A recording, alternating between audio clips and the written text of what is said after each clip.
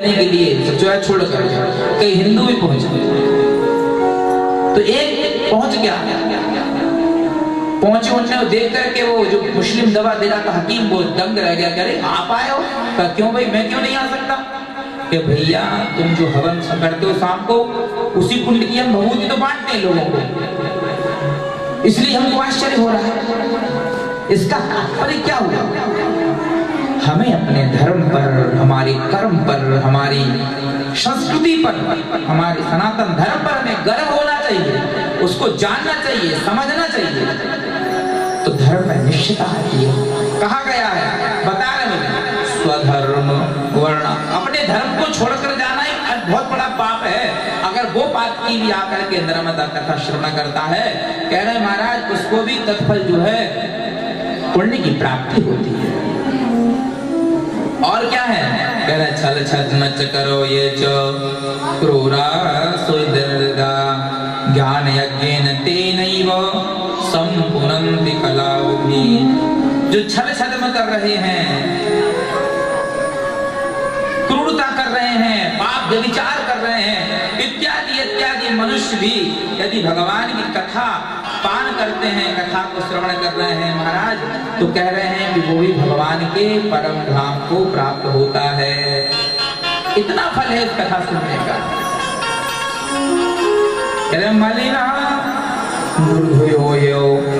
शाला देवता भोजिनः ज्ञान यज्ञेन तेनैव संपुनन्ति कलावुभि। महाराज बड़ा फल है।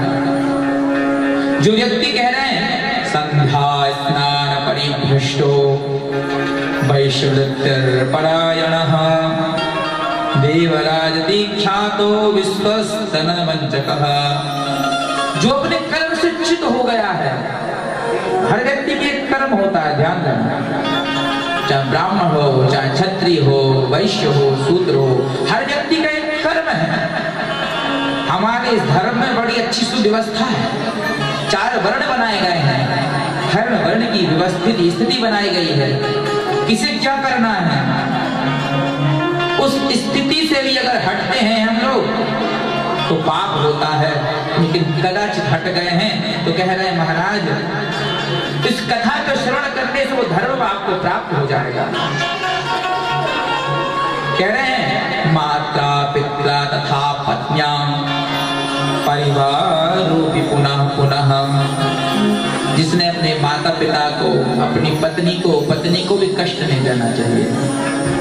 कई लोग जो है पत्नी के लिए नौकरानी का भाव है, ये बोलने में कोई वो नहीं है। ऐसे पत्नी जो है, ध्यान देना, उसको धर्म पत्नी कहा गया है। धर्म अगर आप भाई में लगा दो कि धर्म का भाई है, तो लोग समझते हैं कि धर्म का है, मैंने दूसरा है।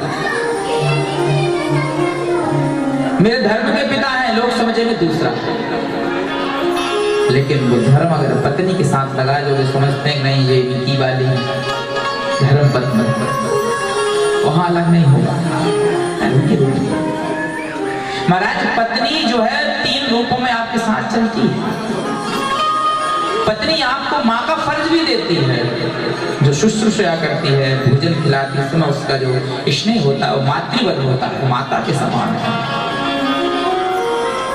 वही स्त्री आपकी बहुत बड़ी साथी भी है, दोस्त भी है, सखा भी है, मित्र है। वो नारी आपके प्रत्येक कर्म में आपको सहायता करती है, क्या करना चाहिए सब। बहुत बड़ी साथी कही गई है पत्नी, सहभागी कही गई है। किसी की अब बहुत विपक्ष में हो तो हम ज्यादा उनका तो नहीं कहेंगे, लेकिन है तो साथी, बहुत बड़ी साथी। और पत्नी धर्म का पालन कर रही है, आपका भरण पोषण कर रही है, परिवार को पाल रही है, बच्चों को पाल रही है, तो पत्नी धर्म का भी पालन कर रही है। तीनों गुण समान हैं।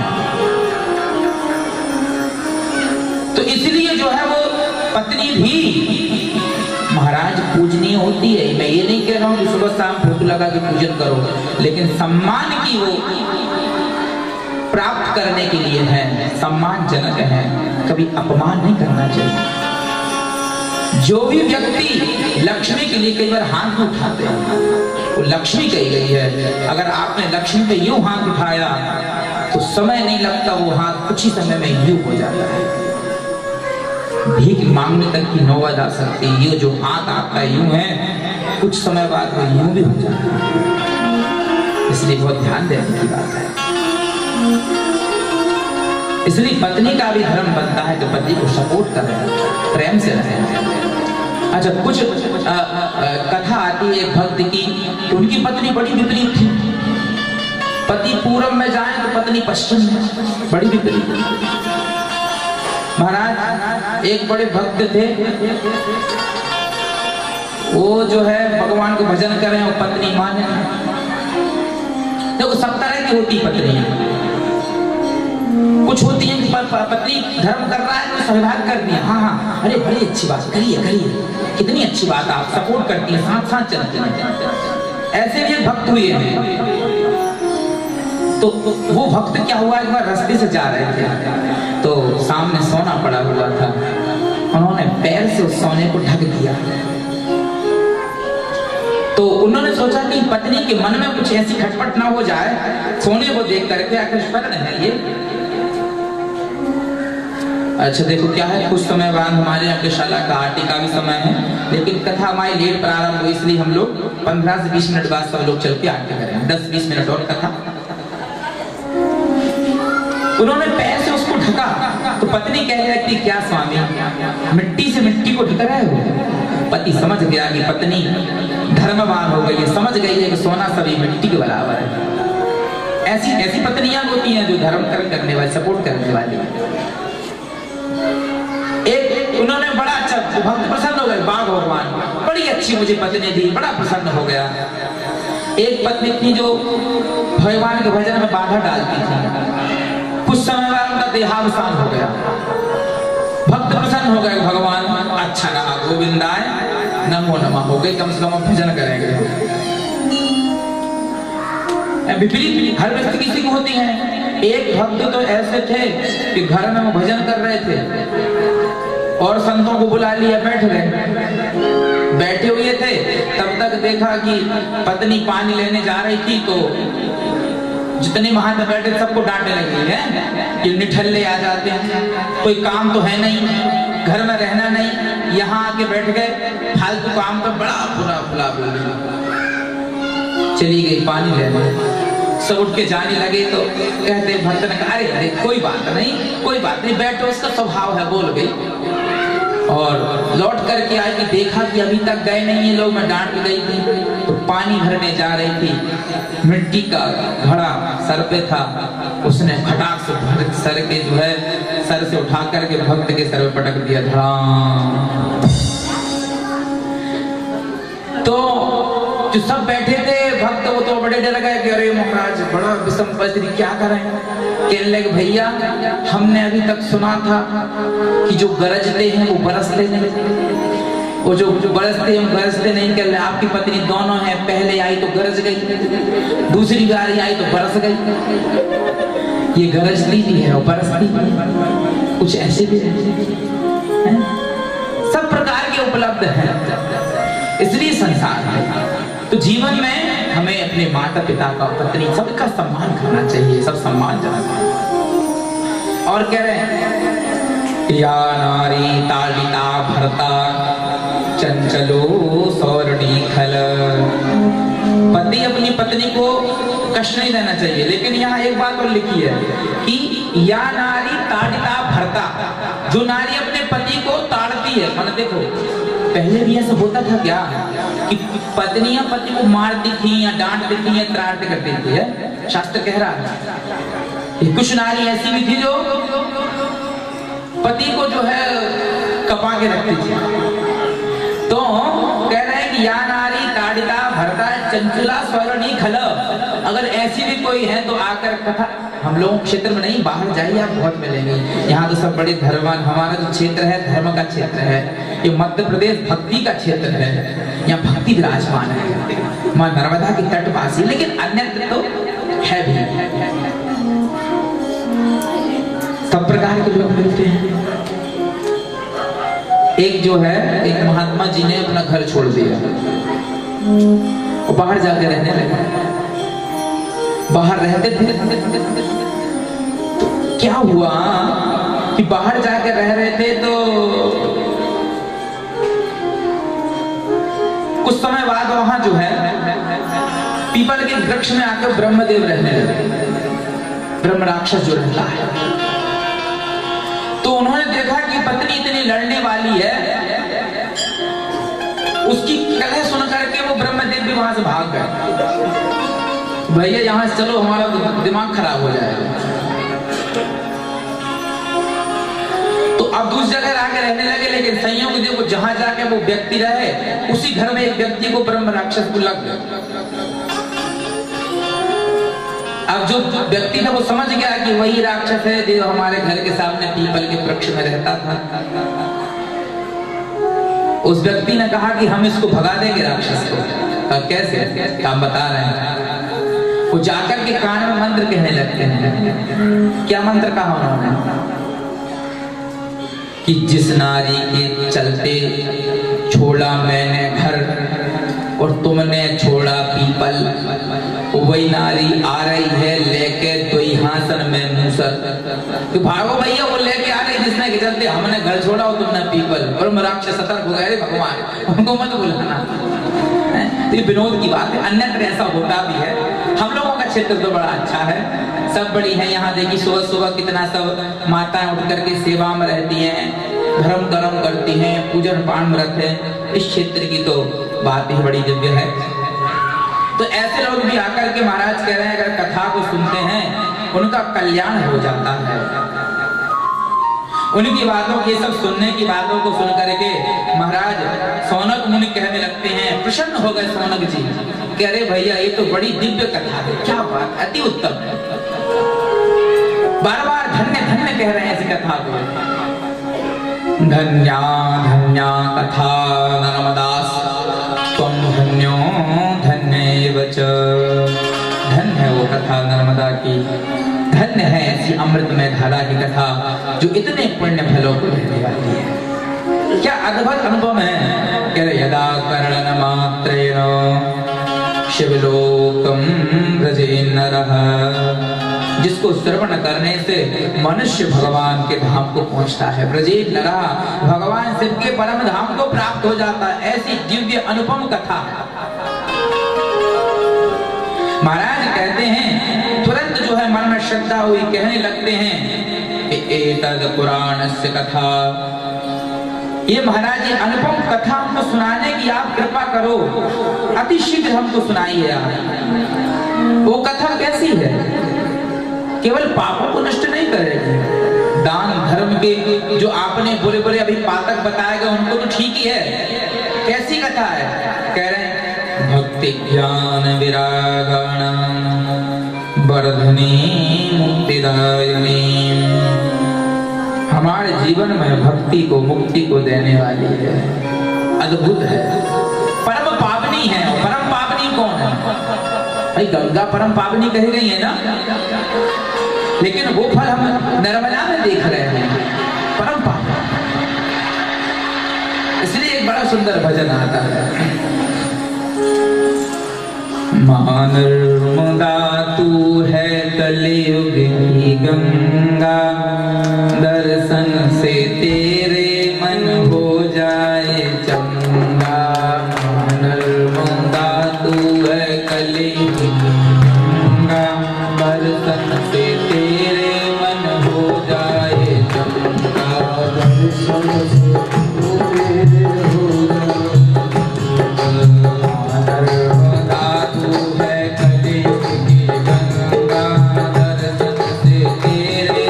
हो जाए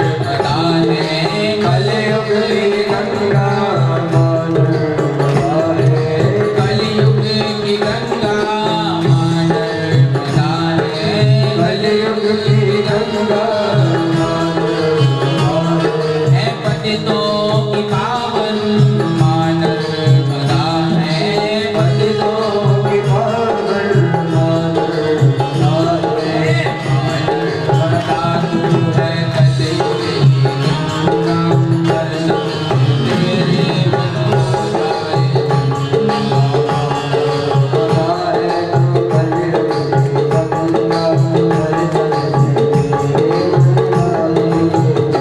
बोलिए नर्मदा मैया की जय हो।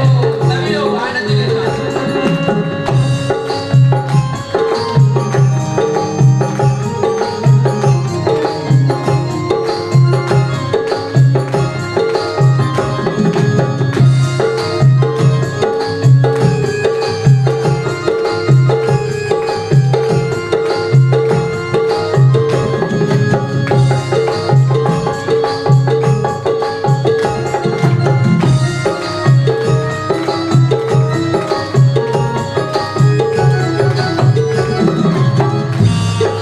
क्या बता रहे हो?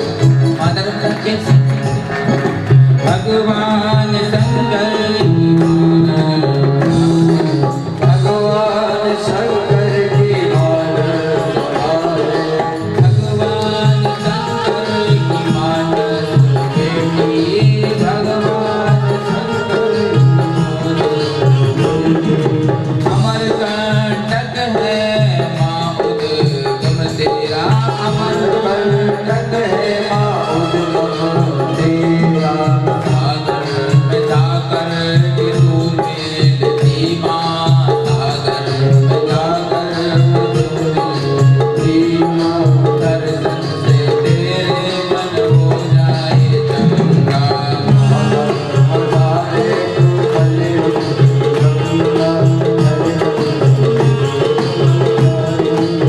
गंगा, नर्मदा तू है कलयुग की गंगा, दर्शन से तेरे मन हो जाए चंगा, दर्शन से तेरे मन हो जाए चंगा, नर्मदा तू है कलयुग की गंगा, दर्शन से तेरे मन हो जाए चंगा, नर्मदा तू है कलयुग की गंगा, दर्शन से तेरे मन मानर बनाओ, मानर बनाओ, मानर बनाओ, मानर बनाओ, मानर बनाओ, मानर बनाओ, मानर बनाओ, नर्मदा तू है कलयुग की गंगा, दर्शन से तेरे मन हो जाए